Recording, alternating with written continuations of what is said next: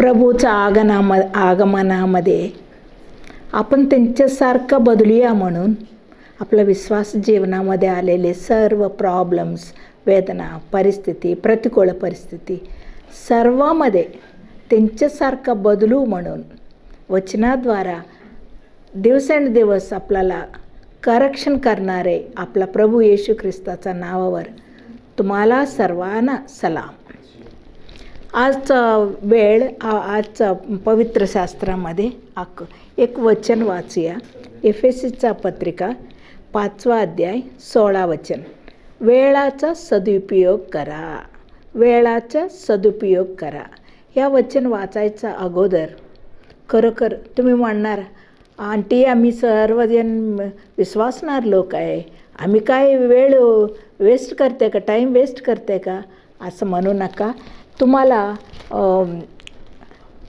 प्रभूने त्या काळामध्ये मग पौलाचं ह्याच्यामधून आपल्याला एफेसीच्या मंडळीला पत्र लिहिताना वेळाचा सदुपयोग करा असं लिहिलेले साधा गोष्टी नाही आहे, खरोखर आपण विचार करणाऱ्याच्या गोष्टी आहे. म्हणून आज ह्याच्याबद्दल थोडं ध्यान करूया. त्याच्या अगोदर आणि तुमच्या समोर उभा करण्यासाठी मला प्रभूने दिलेले संधीबद्दल प्रभूला स्तुती असो. आणि रोफे चॅनलच्या माध्यमाने त्यांच्या सेवा, त्यांच्या खरोखर त्या संस्थामध्ये सर्व मुलाने अगदी डेडिकेशनने समर्पण करून देवाचा सुवार्थ अनेक खेडेपाडे सर्व लोकांमध्ये, सर्व वेस्टर्न महाराष्ट्रामध्ये पोच करायचा असं उद्देशाने, जिद्दाने त्यांनी केलेले सर्व सेवा प्रभू खरोखर आशीर्वादित करू दे. आणि पूर्ण अजून प्रभू येऊपर्यंत त्यांच्या सेवामध्ये अजून वृद्धी, अभिवृद्धी होऊ दे असं आम्ही सर्वजण प्रार्थना करूया. त्यांच्या चॅनलसाठी, त्यांच्या सेवासाठी प्रार्थना करूया. त्यांना पण आभारी आहे. आणि आता वचनाकडं जाऊया. वेळाचे सदुपयोग करा. आणि तुम्ही म्हणते वेळ मी का वेस्ट करते, वेस्ट करतच नाही असं कधीतरी वाटते आपल्याला. परंतु वेळ का सदुपयोग करायचा. आणि त्याच्या अगोदर दिवस चांगला नाही म्हणून लिहिले. दिवस चांगला नाही म्हणूनपेक्षा दिवस थोडका आहे. प्रभूचं आगमन जवळ आहे म्हणून आपला थोडा वेळ आपल्यामध्ये उरलेले आहे. ते वेळ आपण वेस्ट करायचं नाही, घालवायचं नाही, दुर्विनियोग करायचं नाही, सदुपयोग करायचा म्हणून ते वचन लिहिले. आणि मी म्हणते मला आता आज 22 म्हणजे 2026 मध्ये आहे. मला असं वाटते कधीतरी देवा मला 2025 एप्रिलमध्ये 5 तारीख मला परत देता का असं विचारले तर, असं प्रार्थना करायचं मिळेल का आपल्याला? कधी नाही. आपल्याला सर्व गोष्टी, आपल्याला पैसा पाहिजे तर पैसे गेले तर, आणि काय गेले तर, पण सगळं मिळू शकते, परंतु वेळ कधी मिळणार नाही. आज ह्या क्षण गेले तर कधी मिळणार नाही. म्हणून ह्या जगात आपल्याला विश्वासणार लोकांना अगदी प्रेशियस म्हणजे अगदी मौल्यवान म्हणजे वेळ आहे. हो माझं प्रिय देवाचा मुलांनो, बायबलमध्ये 12 प्रकारचे प्रेशियस थिंग्स आहे, त्याच्यामध्ये वेळ पण एक आहे. तुम्ही वेळ घालवू नका. आणि ते वेळ का घालवायचं नाही म्हणजे आपल्याला एक डेस्टिनेशन आहे. मी बँगलोरला जायचं म्हणजे नॅशनल हायवेमध्ये जाताना भरपूर सर्व्हिस रोड्स येतात. हे बघा, हे लाईट्स दिसतात. इथं जाऊन ते बेलगाममध्ये आत जाऊन एक 5 स्टार हॉटेलमध्ये जेवण वगैरे छान करून मग पुढे गेले तर, मग उद्या गेले तर चालते की नो. आपल्याला एक डेस्टिनेशन, आपल्याला एक टाईम दिले देवाने, तिथं पोचवायला पाहिजे. प्रभूच्या आगमनासाठी तयार करणारे लोक मध्ये अजिबात वेळ घालवणार नाही. असं मग का कारण आहे, अद्भुत रीतीने आपल्या रहस्य स्थलामध्ये देवाने त्यांच्या इच्छेप्रमाणे तुम्हाला आणि मला घडवले, तयार केले, एक उद्देशाने तयार केले. त्या उद्देश पूर्ण करायसाठी तुम्ही घाई करायला पाहिजे. टाईम कुठंही वेस्ट करायचं नाही. त्या टाईम वेस्ट केले, कुठेतरी इकडं वेस्ट केले तर आम्हाला नुकसान बरोबर आहे. नुकसानपेक्षा आपल्याला डेस्टिनेशन पोचणार नाही. आणि दावीद आहे याकोबाला राजाने फरो राजाने बोलवले आणि 47:8 ओ याकोबा तुझं वय किती आहे म्हटले. ओ राजा, माझा जेवंत यात्रा म्हणजे माझं जीवन यात्रा 130 वर्ष आहे, परंतु जीवनाचा म्हणजे जीव असलेले वेळ थोडंच आहे म्हटले. किती छान त्यांनी म्हणजे त्यानं आयडेंटिफाय केले. देवाचा बरोबर त्याने घालवलेलं वेळ ते खरोखर मौल्यवान आहे, ते जिवंत वेळ आहे आपल्या जीवनामध्ये. असा आपण दिवसाला आपण हिशोब केले तर देवासाठी दिलेले वेळ किती आहे, तुमचे मन कुठं आहे, तुमचे मन देवामध्ये आहे का, हे सर्व गोष्टी आपण हे करायला पाहिजे. आणि आपण सदुपयोग करा म्हटल्यावर त्याचे ऑपोजिट काय, आणि सदुपयोग आणि दुरुपयोग म्हणजे वेस्ट करणे. त्या वेस्ट करण्याचा 3 कारण आहे, ते बघितले तर आपल्याला सदुपयोग करायला येते. नंबर 1 आणि मत्तई सुवर्तमान 20:6 असं आहे, तुम्ही रिकाम का उभारले का. येशू ख्रिस्त एक उपमान सांगताना द्राक्षा तोटामध्ये सगळ्यांना बोलवले, द्राक्षाच्या बागामध्ये. मग सकाळी एक माणसं, दुपारी असं संध्याकाळी 5 वाजता एक माणूस तिथंच उभारले. प्रभू म्हणले ये, ते मालक म्हणले तर माझ्याकडं काम कर, का उभारले दिवसभर रिकामी. खरं तो म्हणते मला कोणी कामाला घेतले नाही.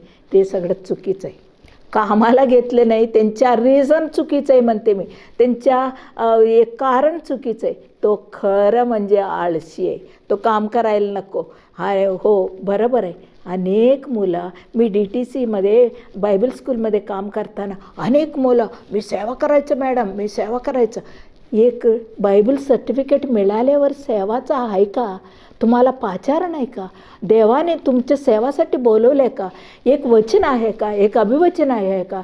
उगाच ह्या गोष्टी म्हणजे सोपं मार्ग काम करायला आळसी लोक पण जास्त असं हे करू नका. बायकोला कामाला पाठवायचं, मी सेवा करायचं. बरोबर आहे, तुम्हाला सेवाचा देवाचा पाचारण असेल तर करा, त्याचा प्रॉब्लेम नाही. तुम्ही परीक्षा करा. आज आळसी लोक काय म्हणतात माहिती आहे का, आणि वाटेवर म्हणजे त्यांना ताट ह्याच्यामध्ये पण नीतिसूत्रामध्ये पण भरपूर ह्या गोष्टी लिहिले. हे आळसी माणूस आहे ना, मार्ग माझं काटे आहे असं सांगतात. आणि 26:15 आपल्या दृष्टीने अधिक शहाणे असं वाटते ह्या लोकांना. आणि ह्या आळशी लोक काय करतात, हात ताटात घेतात परंतु ताटात तोंडात घ्यायला त्यांना आळशी होते. आणि दुसरं एक कारण काय सांगते 24:13 अरे आम्ही जाताना वाटात सिंह आहे म्हणते. अरे देवाने लिहिले 104 स्तोत्र 104:20 तुम्ही अंधार केल्यावर अंधारात सगळं जनावर म्हणजे अरण्यामध्ये जंगलामध्ये असलेले प्राणी बाहेर येतात. मग रात्री सिंह बाहेर येते, त्यांना दिवसात कुठं दिसते, सिंह बाहेर आहे, सिंह रस्त्यावर आहे, मी काम करत नाही. हे सगळं आळशी लोक आहे. आणि येशू प्रभू म्हटले, त्यांनी अनेक नाणी दिले, 10 दिले एकाने, 5 दिले एकानं दिले. ते शेवटच्या माणसाला म्हटले, हे आळशी दासा, मूर्ख दासा, आळशी आहे तू, म्हणून तू काम केले नाही म्हणते. हो माझं प्रिय मुलांनो, तुम्ही देवाचं मुलं झाले, येशू ख्रिस्ताचं रक्ताने विकत घेतले तुम्हाला, तुम्ही विश्वासणार लोक झाले. आळशी होऊ नका. ह्या कारण हे आळशीमुळं तुमचं टाईम सगळं वेस्ट होते. आणि उदाहरण सांगायचं म्हटल्यावर इस्रायल लोक 11 दिवसमध्ये त्यांनी देवाने प्रॉमिस केलेले कानान देशात पोचायला पाहिजे, परंतु 40 वर्ष झाले. अनुवाद 1-2 40 वर्ष का झाले. ह्या लोक आळशी आहे. रेडीमेड फूड मिळाले, मन्ना मिळाले, ते काढून आणायला पण बोरिंग झाले त्यांना. सगळं हे ते पक्षीचं हे आणले देवाने, ते पण रेडीमेड आहे, ते खायला त्यांना पण आळशी लोक. काम करायला नको, ते चालायला नको, प्रवास करायला नको. ह्या लोकांचे आळशीपणामुळं वेळ झाले. तुमच्या माझ्या जीवनामध्ये देवाचा उद्देश, आज देवाचा उद्देश काय माझ्या जीवनामध्ये, माझा आलशीपणामुळं त्या वेस्ट करायचं नाही, मला व्यर्थ करायचं नाही, दुर्विनियोग करायचं नाही. म्हणून काय करायचं, त्याच्यासाठी इलाज काय, वचन वाचा. तुम्ही वचन वाचा, ते वचन तुम्हाला कधी आलसीमध्ये राहून देत नाही. आणि हेब्री स्त्रीला ते मिस्र देशामध्ये राजा बोलवले आणि सगळ्या मुलांना मारून टाका म्हटल्यावर त्या हेब्री स्त्री बदल त्या सुईने म्हणजे एक नर्सेस काय बोलले माहिती का, अय्या आपला ही मिस्र देशाचा स्त्रीसारखा नाही, हेब्री स्त्री खूप ॲक्टिव्ह आहे.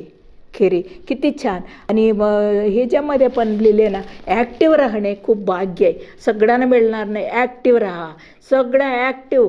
तुमच्या देवाच्या वचनाने तुम्हाला ॲक्टिव्हनेस मिळते, देवाच्या वचनाने तुमची आळशीपणा जाते. वचन वाचा. आणि नंबर 2, आपण दुसरा ह्याच्यामध्ये दुर्विनियोग कसं करते, टाईम का वेस्ट करते, दुसऱ्या गोष्टी. लूक 10:41 आहे. ते मार्था म्हणते, प्रभू तुला चिंता नाही, मी किती व्याप आहे, ते किती काम आहे मला, तुम्हाला चिंता नाही, माझं बहीण असं बसले. ते देव म्हणतात, अयो मार्था, तू अनेक काम ठेवून दगदग होऊ नका, तुझं दगदग नको. हे दगदगामुळे देवाचं इच्छा पूर्ण होत नाही. आणि त्यांची इच्छा काय, त्याच्या पायाजवळ असून त्याने वचन ऐकायचं. त्याच्या मार्था मरिया असं काम करते, ही मुलगी असं करत नाही. तर घाण्याचं तेल काढताना एक बैल असतात, ते असंच फिरतात, इथं येतात परत फिरून तिथंच, त्याचे काय अर्थ नाही. असंच दिवसभर आमच्या बायकासुद्धा भरपूर भांडी कपडा हेच नाही, ह्याच्यासाठी नाही आपल्याला विश्वासणार. प्रभू पाचारण का केले, प्रभू का निवडले तुम्हाला, मोठा उद्देश आहे.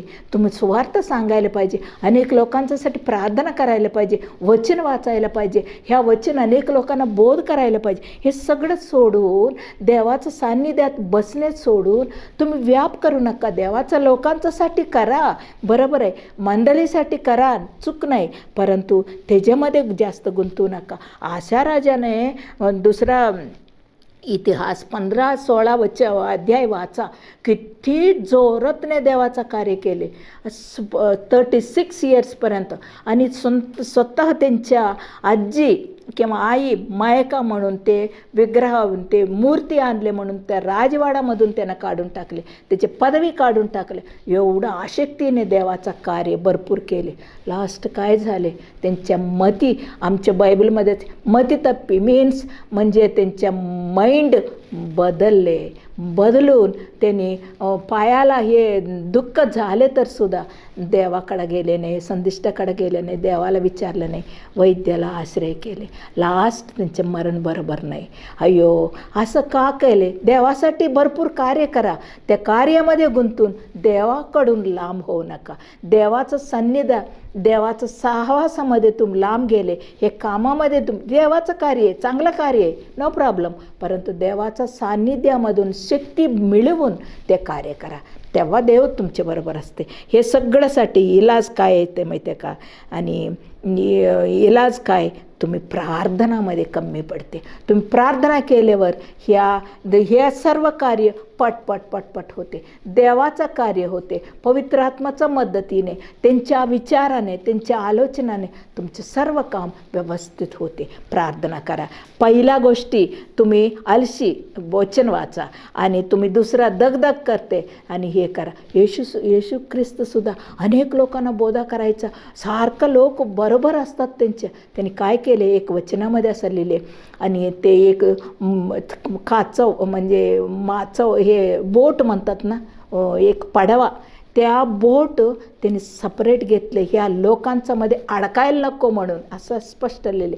हे लोकांच्यामध्ये जनसमुदायामध्ये अडकवायला नको, मला सपरेट द्या. देवासाठी सपरेट त्यांनी करून घेतले. आणि तिसऱ्या गोष्टी, महत्त्वाच्या गोष्टी आहे खरं. आणि मत्ताई 6:25 चिंता 3 प्रकारची. पहिला मी काय करू, मी उद्या काय खाऊ, मग उद्या काय नेसू. आणि याकोबाला असं आहे, एक पाप करून वडिलांना भावाला फसवून पळत येताना त्यांनी काय केले, पहिला देवाला त्या पाप कबुली नाही केले. पहिलं काय केले, ओ देवा तो बिझनेस माइंड त्यांना, ओ मला कपडा मकान रोटी दिले ना तुला 10% देते, असं देवाबरोबर बिझनेस केले. देव हसले, अरे बघू म्हणून. नंतर 20 वर्ष किती दगदग काम केले, चिंता, माझं बायको मिळवले, मला प्रॉपर्टी मिळायचं, मला मामाचं सगळं काय काय त्यांनी मिळवायचं म्हणून दगदग केले. पण त्या चिंता नको आपल्याला. आणि पक्षी, प्रभू म्हटले पक्षी बघा, चिमणी बघा, कधी विचार करत नाही उद्यासाठी काय खाते, विचार करत नाही. देवाला. आणि एक बाळ झाल्यावर ते बाळ कधी विचार करत बसतात का, मला कोण दूध देणार आहे, मला वारा कसा मिळणार आहे, मला श्वास घ्यायला मग ऑक्सिजन कुठून मिळणार आहे, मला काहीतरी घाण झाले तर मला धुणार कोण. तो बाळ विचार करते, कधी विचार करत नाही. आईवर त्याने पूर्ण अवलंबन आहे. आईपेक्षा मोठं देव, तुम्हाला जन्म दिलेले देव तुमच्याबद्दल विचार करत नाही का. नक्की तुम्हाला काय पाहिजे सर्व गोष्टी रेडीमेड ठेवतात, चिंता करू नका. आणि दुसऱ्या गोष्टी, एक वेळा नाही जेवले तर मरते का, कधी नाही. आपला सायन्स प्रमाण एक वेळा जेवण सोडले तर कधी मरणार नाही. ते एक वेळा जेवणासाठी येशव म्हटले, मी मरा लागले रे बाबा म्हणून. ते आशीर्वाद, पिढ्यानपिढ्या आशीर्वाद असलेले, त्यांचे ज्येष्ठत्वाचा हक्क विकलेले. हो, आपण सुद्धा असा ह्या चिंतासाठी, हे खाण्यासाठी आपण देवाचा आशीर्वाद हे करू नका, देवाचा प्रार्थना सोडू नका, देवाचा वचनाचा सोडू नका, रविवारी एक्स्ट्रा काम करू नका. प्रभूला आराधना करण्यासाठी तुला निवडून घेतले, प्रभूचा आत्माने खरंपणाने आराधना करण्यासाठी तुला विकत घेतले त्यांच्या रक्ताने. त्या दिवशी सोडून तुम्हाला डबल पैसा मिळते म्हणून रविवारी सुट्टी, हे करू नका काम. देवात आराधनाला ये, मग तेव्हा देव तुला नक्की आशीर्वादित करेल. आणि वचनामध्ये असा आहे, स्तोत्र 104 आणि सिंहाचा पिल्लो देवाच्या हातामधून अन्न घेते म्हणते रोज. अरे रे रे रे, किती सिंह जगामध्ये, त्या सिंह देवाच्या हातातून घेते, त्यांना किती काळजी नाही, मला तयार आहे, तयार प्लेट देवाच्या हातामधून घेताना आपण किती श्रेष्ठ लोक आहे. ह्या जंतूपेक्षा हे सगळं आपल्याला नक्की सर्व काय पाहिजे सगळं देवाने रेडीमेड करून टाकणार आहे. माझं प्रिय मुलांनो, विचार करू नका. प्रत्येक गोष्टी प्रभूला कळत नाही म्हणून तुम्ही सांगायला पण जरूर नाही. प्रभू तुम्हाला स्तुती करा, कधी काय पाहिजे तुम्हाला देणार आहे देव. आणि सर्व गोष्टी दानिएल ह्याच्यामध्ये राजा पण उद्या काय होईल ते उद्याचं चिंता, ते सर्व गोष्टी पाठीमागं हे करा. आणि जास्त म्हणजे आमच्या बायकांना ह्या चिंता कुठल्या गोष्टी माहिती आहे का, हे वाचायलाच पाहिजे. आणि 55 स्तोत्र 2 आणि 3 वचन, वैरीचा शब्दमुळं चिंता, वैरीचा शब्द, दुर्जनाचा बोलण्यामुळं चिंता. अरे रे रे, खरं आमच्या तेलुगूमध्ये पण म्हण आहे, नवरा मारले म्हणून त्रास नाही, ते शेजारी त्यांचे जाऊबाई वाकून बघितले म्हणते त्यांना त्रास झाले. हो, असंच खरं म्हणजे का तुम्ही देवाचं मूल आहे, त्या लोक बोलल्यावर तुम्ही झाले का सांगा. तुम्ही परीक्षा करा, तुमचे उंच मोठं झाले का कमी झाले का. त्यांनी काहीतरी बोलतात. येशू ख्रिस्ताला स्वतः बोलले तुम्ही भूत आहे म्हणून, भूतामुळं देवाला भूत म्हटल्यावर, येशूला भूत म्हटल्यावर तुम्हाला काय बोलले तर पण तुम्ही सहन होत नाही. तुम्हाला का सहन होत नाही, प्रभू बघणार आहे. तुम्ही काय जड्जी कोर्स केले नाही ना, लोकांना हे करायचं, हे सर्टिफिकेट द्यायला, त्यांचे सर्टिफिकेट तुम्हाला 0 आहे. त्यांचे लोक दिलेले सर्टिफिकेट बद्दल तुम्ही विचार करू नका, त्यांनी असं का बोलले. एक घाणचं कपडा मुलांना, लहान मुलांना पुसलेले, नाक कान काय खालचं पुसलेले कपडा आपल्यावर घातले. मग तुम्ही काय करते, ते कपडा असं हातात धरून सगळं जाऊन बघावं मला टाकले असं सांगता का, सांगत नाही का. तुम्ही हातात घेतल्यावर तुमचे हात घाण होते म्हणून असंच सोडते, झटकून टाकते. असंच तुम्ही कोण काय बोलले रे सांगू नका. देवानं सगळा त्यांच्याकडे ऑडिओ व्हिडिओ रेकॉर्डिंग आहे. तुम्हाला काय बोलले तर का चिंता आहे. शत्रू बोलल्यावर हे कीर्तनकार म्हणते मला शत्रू बोलले, मला खूप वाईट वाटते, मला खूप चिंता आहे, मला खूप त्रास आहे म्हणते. कधी नाही, कधी नाही. तुम्ही त्यांनी बोलले म्हणा, देवाकडं द्या, देवाकडं समर्पण करा. प्रभू एक दिवस न्याय करणारे देव आहे. त्यांनी बोलले म्हणून सगळं झटकून काढायचं. मला नाही बोलले. आणि पोटात फिरणारे बाईला कोणी दिसू दे त्यांच्याकडं उलटी करते. हां, मला बघून माझ्यावर उलटी केली. नाही, त्याचे स्वभाव असंच आहे. असं बोलणं लोक हसतात. त्याच्याबद्दल तू का काळजी. त्याच्यामुळं तुम्ही विचार करून एक कोणतरी बोलले तर रात्रीभर झोपत नाही. एक मुलगी सारखं फोन करते, अयो मम्मी असं बोलले, मला असं बोलले. अरे तू बोलले म्हणून झाले का.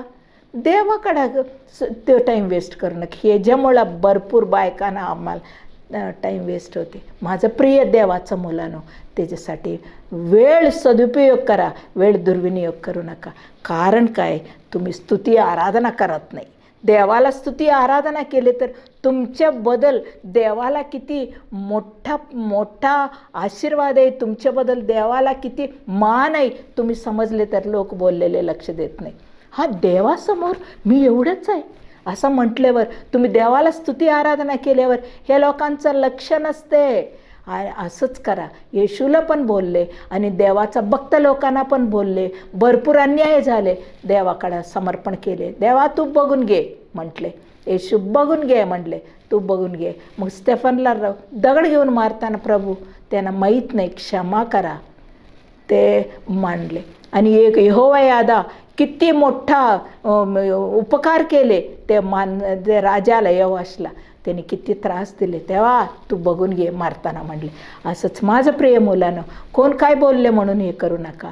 खरोखर वेळ सद्विनियोग ह्याच्या 3 मुळा तुमच्या जीवनामध्ये टाईम वेस्ट होते, तुमचे दुर्विनियोग होते. पहिल्या गोष्टी, तुम्ही आळशी मुळा, तुम्ही उगच सिम्पली उभारणे करण्यामुळे तुम्हाला वेस्ट होते.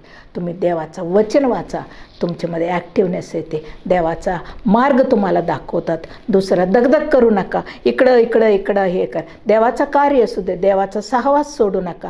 त्यांना प्रार्थनामध्ये त्यांच्या भेटा, रोज देवांना भेटा. आणि तिसऱ्या गोष्टी, त्या लोक बोलले ह्या चिंतामुळं तुम्ही खूप टाईम वेस्ट करते, त्याचे करू नका. प्रभूला स्तुती आराधना करत राहा, देव नक्की तुम्हाला आशीर्वादित करेल खरोखर. आणि आपण प्रार्थना करूया. हे छोटीसे वचन आपल्या सर्वांच्यासाठी प्रभू आशीर्वादित करू दे. आमेन. आमचे प्रेमाळू दयाळू देव बापा, देवा तुम्ही दुसऱ्या आगमनामध्ये आल्यावर तुमच्या तोंड बघितल्यावर तुमच्यासारखं बदलणार प्रभू. असलं दिव्य निरीक्षण आमच्या जीवनामध्ये ठेवले. मग तुमच्यासारखं बदलणार असले तर आमच्या जीवनामध्ये काय नको गोष्टी काढायलाच पाहिजे प्रभू. तू बोलल्यासारखं मग वेळ सद्विनियोग करा. आम्ही अनेक गोष्टीमध्ये 3 प्रकारची गोष्टीमध्ये दुर्विनियोग करते. आम्ही आळशीपणाने देवाचं इच्छा माहीत नाही, वचन वाचत नाही, त्याच्यामुळे आळशीपणाने उगाच टाईम वेस्ट करते प्रभू. त्याचे आम्हाला क्षमा करा. आम्हाला प्रभू तुझा मार्ग दाखवा, तुमच्या मार्गामध्ये आम्हाला चालवा प्रभू. देवा प्रभू, मग एक भळा चांगला फेथफुल दासा असा आम्हाला बोलू दे प्रभू. देवासमोर चांगला रिवॉर्डसाठी आम्ही उभा करू दे. आणि आमच्या जीवनामध्ये अनेक चांगलं कार्य आहे, चांगलं दुसऱ्यांना उपकार करणे, दुसऱ्यांना हेल्प करणे, मंदिरामध्ये सेवा करणे, हे सगळ्या गोष्टी त्या दगदगमध्ये तुमचे सहवास अनेक वेळा सोडते प्रभू. आम्हाला ताकद मिळत नाही. आमचे सर्व काम तुझ्या लिस्ट सगळं तुमच्या समोर ठेवून तुम्ही दिलेले पराक्रमाने, तुम्ही दिलेले ताकदने हे काम करण्यासाठी आम्हाला मदत करा प्रभू. टाईम वेस्ट करायला नको प्रभू. आणि तिसऱ्या गोष्टी, अनेक चिंता, त्या कोण बोलले म्हणून, त्या आम्हाला उद्या काय खाणे म्हणून, आणि कोण काय बोलले म्हणून अनेक वेळा त्या टाईम वेस्ट करत, नाराज करत, चिंता करत बसते प्रभू. आम्हाला त्या चिंतामधून दूर करा. ह्या 3 प्रकारची मुळा आम्हाला तुला स्तुती आराधना करून त्या गोष्टीमधून आम्ही विभक्त होऊ दे, असं मदत करा, सहाय करा प्रभू. आमच्या श्रोतांचं जीवनामध्ये अनेक लोक किती चिंता करत टाईम वेस्ट करते, त्या लोकांना तू दर्शन दे. मी तुझं बरोबर आहे, मी तुला बोलले नाही ना, मी तुला बोलले तर तुला राग आहे, मी सगळं बघते, माझ्याकडं सर्व गोष्टी आहे, मी न्याय करणार आहे, असं देवा तुम्ही त्यांना बोला. मग त्यांनी चिंतामधून बाहेर येऊ दे प्रभू. तुला बोललेले गोष्टी त्यांना सांगा प्रभू. तुला किती द्वेष केलेले लोक ते पण सांगा प्रभू. मदत करा. ह्या 3 गोष्टी आमच्या जीवनामध्ये असून तुझ्यासारखं बदलण्यासाठी आमच्या श्रोतांना, रोफे चॅनलमध्ये आता बघणारे सर्व श्रोतांना आशीर्वादित करा प्रभू. ह्या कार्य, हे तुझं कार्य त्या लोकांच्यामध्ये होऊ दे प्रभू. सार्वकालिकपर्यंत हे कार्य त्यांच्यामध्ये होऊन ते आशीर्वादित हो म्हणून येशू ख्रिस्ताच्या नावावर हे सर्व प्रार्थना तुम्हाला समर्पण करते प्रभू. स्वीकार कर. आमेन, आमेन, आमेन.